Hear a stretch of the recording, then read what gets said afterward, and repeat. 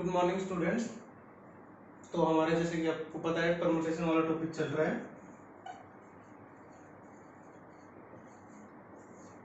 एक पिछले लेक्चर में क्वेश्चन था कि 36 कुछ मेंबर्स हैं या पीपल हैं, उनमें से हमें दो लोग चूज करने हैं, एक प्रिंसिपल एक वाइस प्रिंसिपल। ठीक है, मान लो 36 ना लेके तुम 5 ले लो, जिससे तुम्हारी पूरी कैलकुलेशन इजी हो जाए थोड़ी देर के लिए। मान लो 5 आदमी हैं और उनमें से दो सेलेक्ट करने हैं और कुछ भी चाहे प्रिंसिपल वाइस प्रिंसिपल कह लो, मैं कैप्टन वाइस कैप्टन कह लेता हूँ, मतलब दो लोग चूज करने हैं। तो मान लो ये जो 5 आदमी है इनका क्या क्या नाम है, ए बी सी डी और ई। ठीक है, तो अब तुम्हें चूज कितने करने हैं, दो चूज करने हैं। तो भाई मान लो तुम्हारे ए को तुमने क्या बना दिया, कैप्टन। ठीक है, तो वाइस कैप्टन के लिए कौन कौन बचा फिर,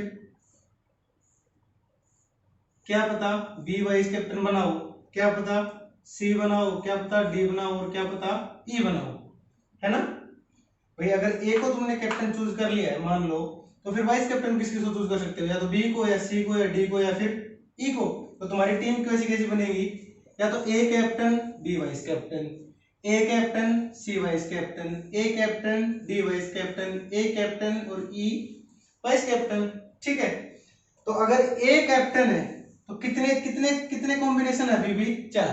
ठीक है, मान लिया हो गया। अगर बी कैप्टन है, अब मान लो तुमने ए को नहीं, किसको चूज किया था, कैप्टन बी को, तो वाइस कैप्टन कौन कौन हो सकता है, ए सी डी और ई, है ना। और अगर तुम्हें क्या, अगर सी को कैप्टन बनाया है तो वाइस कैप्टन कौन कौन होगा फिर, ए बी डी और ई, है ना। अब देखो अगर डी को तुमने कैप्टन बनाया है तो कौन कौन होगा फिर, ए बी सी और ई ना। ऐसे अगर तुमने ई को कैप्टन बनाया है तो वाइस कैप्टन कौन कौन बनेगा, या तो ए या बी या सी या फिर डी। मतलब हर एक केस में कितने कितने केस हैं, 4 केस है ना, 4 4 4 4 और 4, मतलब 4 + 4 + 4 + 4 + 4 कितने हो गए, ये 20, है ना। और यही केस हम किससे भी गिनते हैं भाई, 5 लोग लेने हैं और जिनमें से कितने चूज करने हैं, 2। अब देखो यहाँ पे तुम 5p2 लगाओगे और 5c2, कैसे पता लगेगा कि 5p2 लगाना है 5c2 लगाना है, मतलब पर 5 में से 2 लोग चूज करने की परमुटेशन निकालनी है या 5 में से 2 लोग चूज करने की कॉम्बिनेशन निकालनी है, कैसे पता लगेगा। देखो यहाँ पे ए बी आ रहा है, ए बी का मतलब ए कैप्टन और बी वाइस कैप्टन, और यहाँ पे कौन आएगा, देखो बी आएगा ना। तो अब बी क्या है, कैप्टन, और ए क्या है, वाइस कैप्टन। इसका मतलब इस केस में ए बी और बी ए दोनों क्या है, अलग अलग। ए बी का मतलब हुआ A captain B vice captain, और बी ए का मतलब हुआ बी कैप्टन और ए वाइस कैप्टन। तो ए बी और बी ए जहां पे अलग अलग हो गए, अगर चीजें आगे पीछे करने से दोनों अलग अलग है तो क्या लगेगा, हमेशा परमुटेशन। और अगर ये दोनों सेम ही बात होती तब क्या लगाते हैं हम, कॉम्बिनेशन। ठीक है, क्योंकि हमें पता है कि यहाँ पे ए बी और बी ए का अलग अलग मतलब आ रहा है। ए बी का मतलब है ए कैप्टन है बी वाइस कैप्टन है, और बी ए का मतलब है बी कैप्टन है और ए क्या है, वाइस कैप्टन। तो ये तो दोनों अलग अलग बातें हैं ना, पर दिख तो अगर सिर्फ चेंज क्या किया है, आगे पीछे तो क्या है, तो क्या कह देंगे इसको, वो वैसे मत समझ लेना कि वाइस कैप्टन आगे खड़ा है और कैप्टन पीछे खड़ा है। इसका मतलब ये है कि पहले तुमने बी को क्या चूज किया, कैप्टन, और ए को क्या चूज किया, वाइस कैप्टन। वो ये मत समझ लेना कैप्टन यहाँ खड़ा है, वाइस कैप्टन उसके पीछे खड़ा है, सब उसको आगे ले आए। कॉम्बिनेशन तो अभी दोनों आदमी तो सेम ही है। मैं आगे पीछे के लिए इसलिए ऐसे नहीं कर रहा, पहले किसको सिलेक्ट किया है वो पहले नंबर पे, और दूसरे नंबर पे जो दूसरे को सिलेक्ट किया है, आगे पीछे खड़े होने से मतलब नहीं है इसमें। ठीक है, तो ये उस दिन थोड़ा बहुत कुछ डाउटफुल था, मेरे को लगा दोबारा बता देना चाहिए, तो ऐसे करते हैं। ठीक है, अब परम्यूटेशंस की कुछ प्रॉपर्टीज हैं वो पढ़ लो।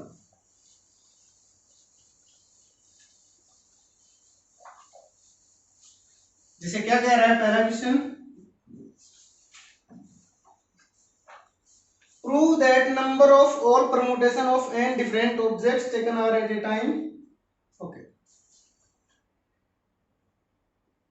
कह रहा है कि n टोटल है, टोटल ऑब्जेक्ट कितने हैं अपने पास, n टोटल ऑब्जेक्ट्स, कितने लेने कितने हैं, taken r at a time.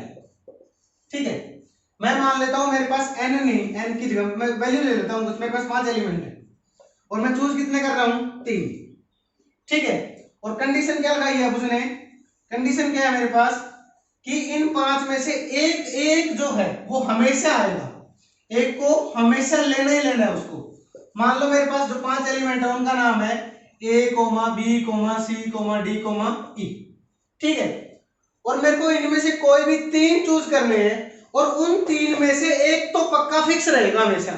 मान लो मैंने a को फिक्स कर दिया, तो कह रहा है कि a तो हर बार जब भी आप 3 एलिमेंट उठाओगे उनमें से एक तो a हमेशा रहेगा, बाकी तो आप अपने तरफ से देख लो।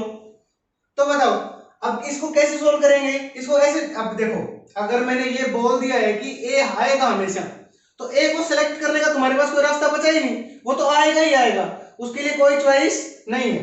तो अगर इसके लिए चॉइस नहीं है तो कितने एलिमेंट बचे, कितने, इसको हटा दो थोड़ी देर के लिए, कितने एलिमेंट है, 1 2 3 और 4 एलिमेंट। ठीक है, और उसमें से हमें चूज कितने करने हैं अब, क्योंकि 3 एलिमेंट टोटल चूज करने थे, है ना, उनमें से एक तो ए फिक्स है हमेशा, तो कितने बच गए चूज करने के लिए, 2 एलिमेंट कोई चूज कर सकते हैं ना, मतलब इन बचे हुए 4 में से हमें कितने चूज करने हैं, 2। ठीक है, मतलब 4 में से कितने एलिमेंट लेने हैं, 2 एलिमेंट लेने हैं। ठीक है, ये तो लेंगे।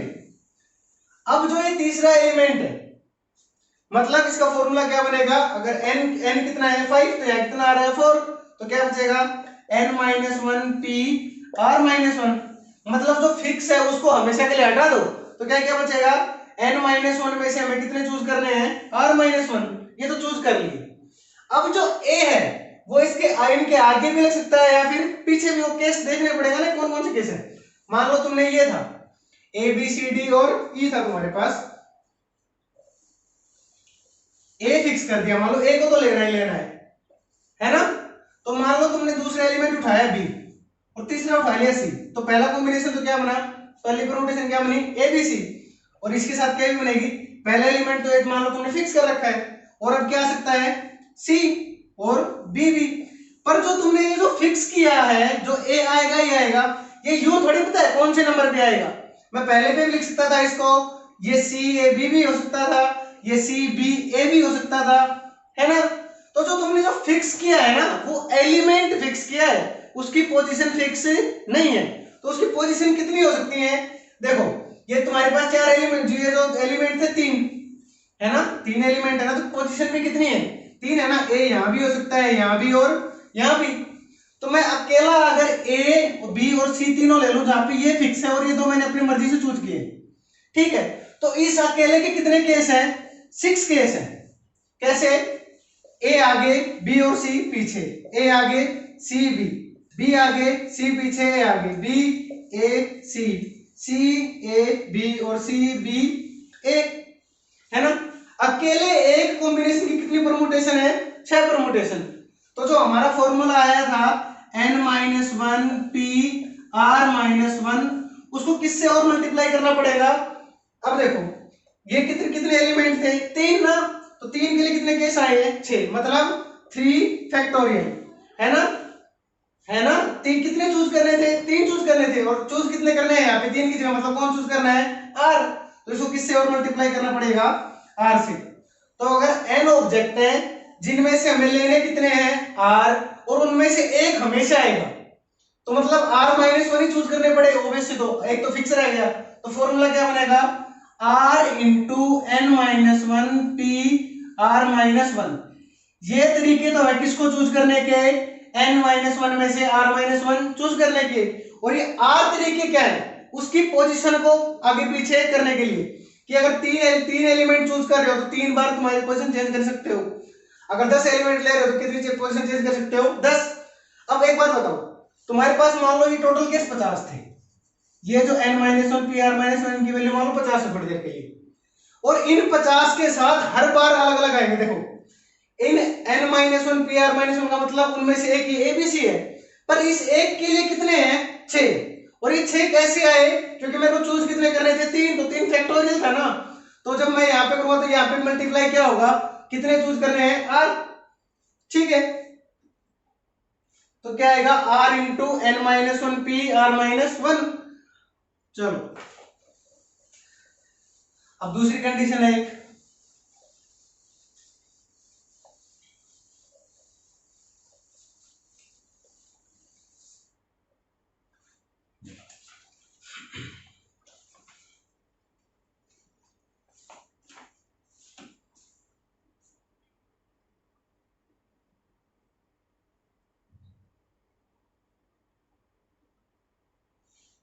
देखो prove that number of permutation of n distinct objects taken r at a time when a particular object is never taken. भाई तुम्हारे पास n टोटल ऑब्जेक्ट हैं जिनमें से तुम्हें लेने कितने हैं r, ठीक है, और वो कह रहा है कि उनमें से एक कभी नहीं लेना, मतलब कितने में से लेना, फिर n-1 में से कितने चूज करने हैं, r चूज करने हैं। तो क्या केस बनेगा n-1 p r। जो लास्ट वाला केस था उसमें क्या था, n टोटल थे और चूज कितने करने हैं r, और उस r में से एक को क्या कर दिया फिक्स, तो ऑब्वियस सी बात है इसमें भी फिक्स हो गया वो। तो कितने बचे चूज करने के लिए, n-1 में से कितने चूज कर देंगे हम r-1, ठीक है। r-1 ये तो तुम्हारे रास्ते हुए किसको, r-1 को चूज करने के, लेकिन ये जो चूज कर लिए उसके बाद भी पोजीशन डिफाइन नहीं हुई कि तुमने पहली पोजीशन वाले को फिक्स किया या दूसरे को तीसरे को, तो कितनी बार आएगा r टाइम्स आएगा ना, कि भाई n-1 r-1 एक बार हो गया, जैसे वही एग्जांपल ABC वाला, अब a को यहां तो फिक्स कर दिया, पहली पोजीशन के लिए इतने केस आ गए, दूसरी पोजीशन के लिए तो इतने केस आएंगे, अब जब a यहाँ पे होगा तब भी इतने केस आएंगे, और अगर a पीछे वाला होता तब भी इतने केस आते हैं। तो ये केस कितनी कितनी बार आएंगे, जितनी बार ये पोजीशन है, इसको इतनी बार प्लस करो जितनी बार ये आ रहे हैं। देखो अब क्या कह रहा है, जैसे इनके ऊपर एग्जांपल देखो, ये तो थर्ड प्रॉपर्टी है, ये कर देंगे फिर। मान लो इस तरह से, जैसे ये कह रहा है, मान लो in how many ways can a lawn tennis mixed double be made from 7 married couples if no husband and no wife play in the same set. In how many ways can a lawn tennis mixed double be made from 7 married couples? 7 married couples, और हमें choose कितने करने हैं, 2 choose करनी है, क्योंकि mix double में कितने लोग खेलते हैं, 2, एक मेल और एक फीमेल, ठीक है। अब वो क्या कह रहा है, ये जो मेल और फीमेल तुम चूज करोगे ये कभी भी क्या नहीं हो सकते, मैरिड नहीं हो सकते एक दूसरे के साथ, है ना। तो बताओ कितने तरीके से तुम टेनिस मैच खिलवा सकते हो इनको। देखो टोटल लोग कितने तुम्हारे पास, 14 पीपल हो गए ना, 7 कपल मतलब 14 पीपल, मतलब 7 मेल और 7 ही क्या हुई फीमेल, ठीक है। तुम पहले को चूज करने गए, तुम किसको चूज करने गए, फर्स्ट को। तुमने मान लो ये जो है इनके नाम ये M1 M2 M3 M4 M5 M6 M7, और F1 F2 F3 F4 F5 F6 और F7, ठीक है। मान लो M1 किसके साथ मैरिड है, F1 के साथ, M2 किसके साथ है, ऐसे मान लो ये सारे कपल है, ये हमारे पास कितने कपल हो गए, 7 कपल हो गए। हमें इनमें से दो ऐसे दो, इन 14 लोगों में से 2 लोग चूज कर रहे हैं, एक मेल और एक फीमेल, और वो कैसे होने चाहिए कि भाई अगर M1 को चूज किया है ना तो कौन नहीं आएगा, F1 नहीं आएगा, अगर M2 को चूज किया है तो कौन नहीं आएगा, F2, ऐसे ही अगर F1 को चूज किया है तो कौन नहीं आएगा, फिर M1 नहीं आएगा, है ना। तो देखो मान लो मैंने M1 चूज किया, ठीक है, तो यहाँ के लिए कितनी चॉइसेस बच गई चूज करने के लिए, F1 नहीं आ सकता, तो कौन कौन आ सकता है, F2 F3 F4 F5 F6 और F7, कितने चॉइसेस, 6 चॉइसेस ना, अरे 7 तो टोटल है, उनमें से एक आ नहीं सकता, तो कितने, 6 केस। M1 के लिए कितने केस बन गए, 6, बताओ। M2 के लिए भी कितने ही हैं, 6 चॉइस, क्योंकि M2 में कौन नहीं आ सकता, F2 नहीं आ सकता, ऐसे कितने हैं इस टोटल, बताओ। M7 तक है, उसके लिए कितनी चॉइसेस बचेंगी, 6 चॉइसेस। M1 के लिए कौन कौन है, F2 F3 F4 F5 F6 और F7, ऐसे M2 के लिए कौन कौन है, F1 F3 F4 F5, F6 और F7। तो ये इनकी टीम क्या क्या बनी बताओ? M1, F2, M1, F3, M1, F4, M1, F5, M1, F6 और M1, F7। तो देखो कितने केस बन गए? 4 और 2 6। 6 केस इसके, 6 केस इसके, 6 केस इसके, 6 केस इसके। कितने केस हो गए? 6 plus 6 plus 6 plus 6 plus 6 plus 6 कितने? 4 और 6 7 बार। तो कितने केस हुए? 42 वेज। अब जरा मेरे को सोच के बताओ, क्या अगर मैं पहले फीमेल चूज करता, अगर क्या चूज करता मैं, मान लो मैंने पहले F1 चूज किया, तो F1 के लिए कौन कौन से केस बचते हैं? M1 नहीं, M2 से लेके M7 तक। लेकिन क्या M1 F2 और F2 M1 क्या अलग अलग है या सेम है? ये क्या है? सेम। क्यों? क्योंकि ये टीम बना रहे हैं और इसमें M1 का मतलब वही है, फर्स्ट मेल और सेकंड फीमेल, और इसमें भी वही मतलब है, सेकंड फीमेल और फर्स्ट मेल, है ना? अरे अब जब दो लोग खड़े हैं टेनिस खेलने के लिए, तो टीम तो वैसी की नहीं जाएगी ना। अब आगे कोई खड़ा हो, पीछे कोई खड़ा हो, चूज करने पे बात आती है कि तुमने पहले मेल चूज किया है या फीमेल चूज किया है। पर अब दिक्कत ये, वो वाइस कैप्टन और कैप्टन वाली दिक्कत नहीं है, क्योंकि उसमें से 5 लोगों में से कोई 2 चूज करने थे। इनमें अलग चूज करने हैं और इनमें अलग चूज करने हैं। तो पहले डिसाइड ये करेंगे कि मेल चूज करें या फीमेल, उसके अकॉर्डिंग दूसरा चूज हो जाएगा। मतलब अगर मैंने मेल से स्टार्ट किया है तो फिर फीमेल के लिए चॉइसेस ढूंढनी पड़ेंगी, लेकिन अगर मैंने कोई फीमेल पहले चूज किया है तो उसके लिए मेल की चॉइसेस ढूंढनी पड़ेंगी। ठीक है? तो एक केस के लिए देखो, तो या तो यही टीम बनेगी या फिर यही टीम बनेगी।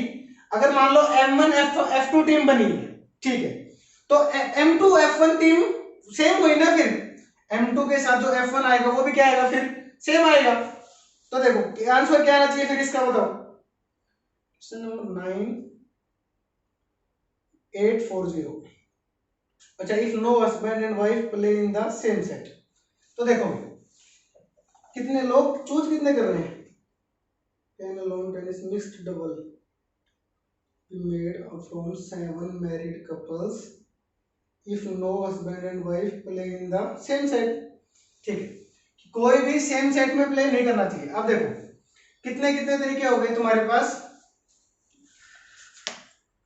आपने एक टीम तो चूज कर ली है, अब चलो दूसरी टीम चूज करते हैं। मतलब अब मिक्स डबल खेलना है तो एक दो से 2 लोग इधर खड़े होंगे, 2 लोग इधर खड़े होंगे।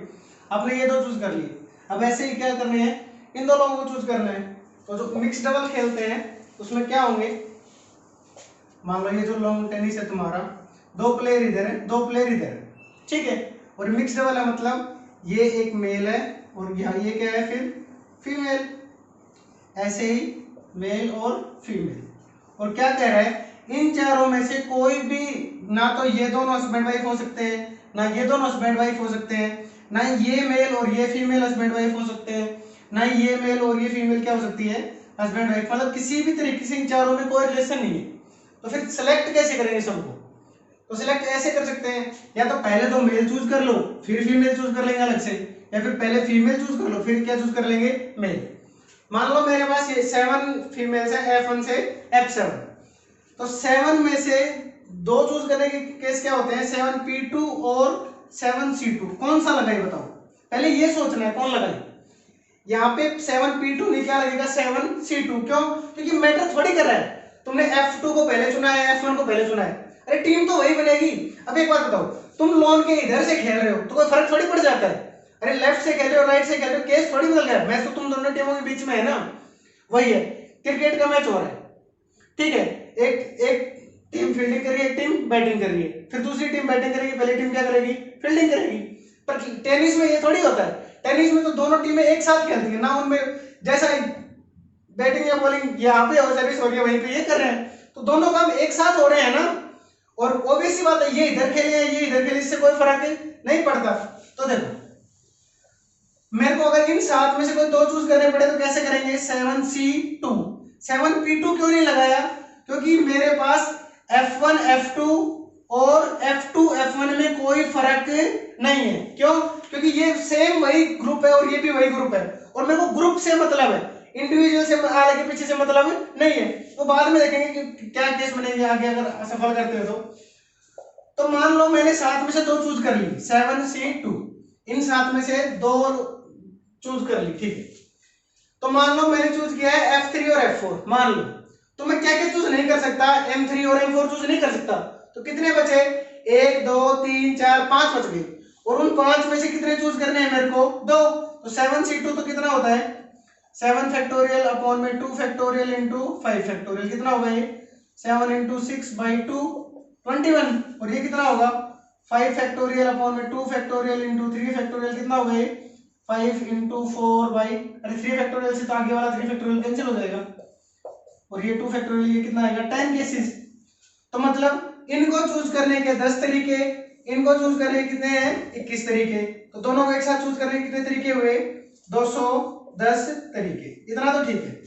अब देखो आगे, अब क्या है, मान लो वो जो मेल चूज किए हैं ना सारे, वो जो मैच खेल रहे हैं वो ये है M1 और यहाँ पे मान लो M3 है, और ये है मान लो, अब तो F1 और F3 नहीं ले सकते, तो क्या ले सकते हैं F2 और F4 है, ये है मान लो। तो यही गेम कैसे भी खेला जा सकता था, M1 के साथ कौन होता F4 और M3 के साथ कौन होती F2, है ना। तो देखो जो जो टीम हमने 4 लोगों की जो टीम चुनी है वो कितने कितने तरीके से खेल सकती है आपस में, 2 तरीके से। मान लो मेरे पास M1 और M3 मैंने जो 2 मेल चूज किए थे, एक F2 और F4 चूज कर लिया, ठीक है। अब यही 4 लोग कितने तरीके से खेल सकते हैं, 2 तरीके से। मतलब देखो M1 और M3 एक टीम में नहीं हो सकते कि 2 मेल एक साइड और 2 फीमेल एक साइड, हमें कैसे लेना है, एक मेल एक फीमेल, एक मेल एक फीमेल। तो अगर मैंने यहाँ पे M1 फिक्स कर दिया है तो यहाँ पे F1 नहीं आएगा, बाकी सब आएंगे, ठीक है। अब मान लो यही 4 तुम्हारे पास, ये 4 प्लेयर थे, तुमने चूज कर लिए ये 4, तो ये 4 आपस में कैसे खेल सकते हैं, M1 के साथ या तो F2 आएगी या M1 के साथ कौन आएगा F4 आएगी। तो वही तो 2 केस है। तो जो 210 बने थे उनके हर एक के कितने कितने तरीके हैं, 2 तरीके। तो टोटल तरीके कितने हुए 420 वेज, ठीक है। तो ये ऐसे करना है।